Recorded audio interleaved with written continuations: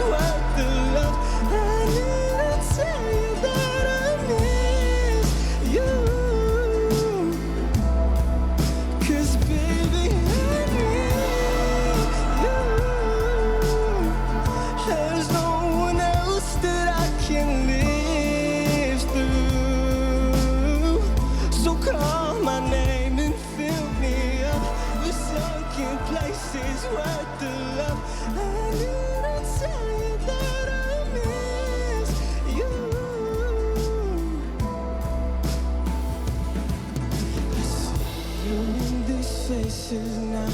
You're always on my mind. Escape to get away from what I find. I find you in their eyes.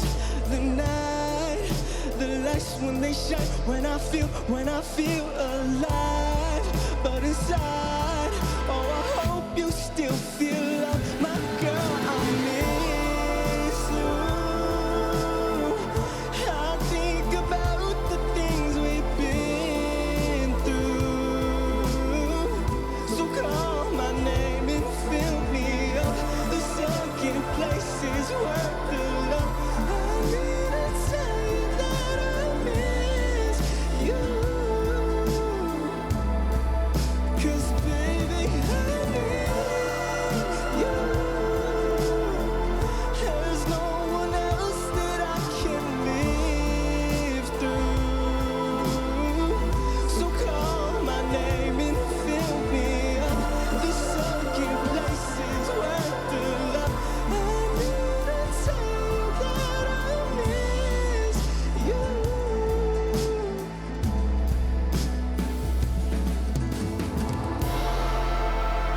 All this time was high.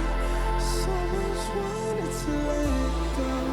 Oh no, how was I ever supposed to know? All this time and I, so I was not meant to. Oh no, how could I ever let you go? All right, guys, let's give a round of applause for our guest today, the Singaporean male singer, Josh Makazo. Thank you so much for joining us. Thank you. All right, so that song, I Miss You, is such a wonderful song and also very, very sad, right? Yes, And yes. speaking of sad songs, right, you just released another 2 songs. Yes, which I is did. just as sad, and it is Miss You, Belong to Belong to You. Belong to You. Yep. So Yes. can you tell us the story behind those songs? So Miss You, the song that I had just previously sang was part of my debut album, Gradient. And with my most recent single, Belong to You, I want to continue that narrative that I've already established. Belong to You is a song of betrayal, love, and infatuation, but it's a different sonic take, actually, because Belong to You is one of my first attempts of doing a pop song, actually. Okay. And so the previous song was a ballad, but I wanted to give myself and my audience a more uplifting and upbeat song, but keep the same narrative. Okay, and the other one is Ours, right? Yes. That you're releasing. So can you tell us a little bit more on that? Yes, Ours and Belong to You are part of a long-form project that I have set up, actually. Those 2 singles will be part of an EP that I have coming up called Before I See. That's something I'm very excited for, something I'm very excited to share with my fans. And I don't know, I'm just looking forward to releasing it. The lyrics are pretty sad, Is it Yes. based on personal experience, or what other, inspirations do you have? Unfortunately, it is based on personal experience. Belong to You is actually a song about the time I got cheated on. Yikes.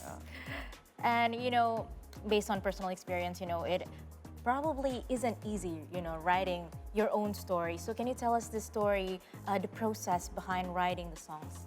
I produce and I make all the music myself, and so I think that's a very self-healing journey for me. I make the music so I can grow.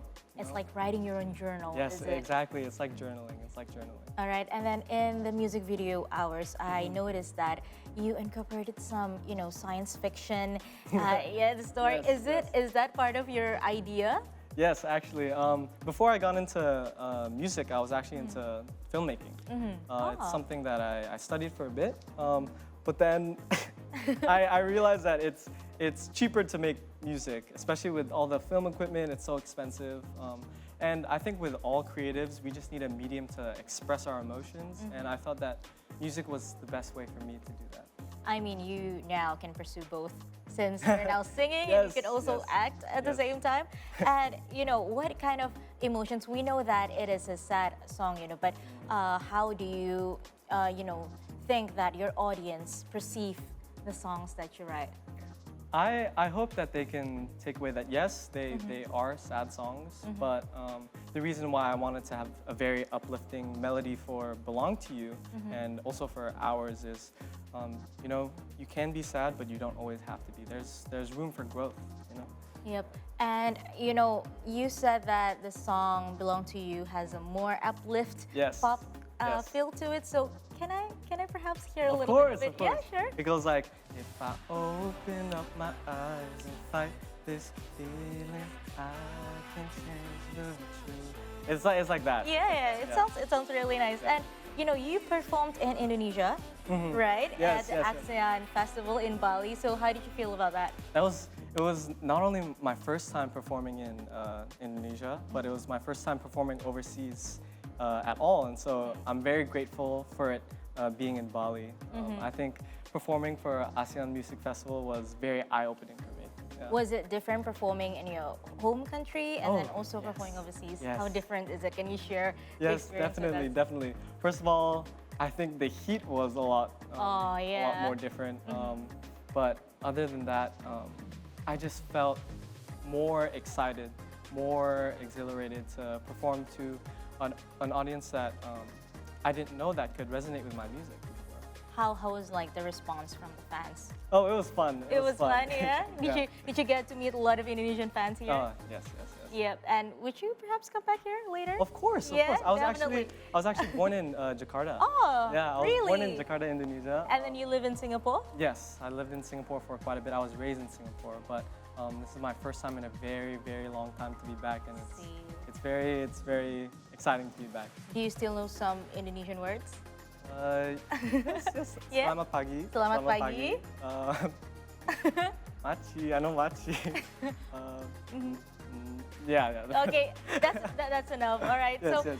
We'll get back to it. We'll have some more talks, and after the break, we're going to have to play a game, which is going to be interesting indeed. So don't go anywhere. Stay tuned. We're going to be back with Josh Makazo.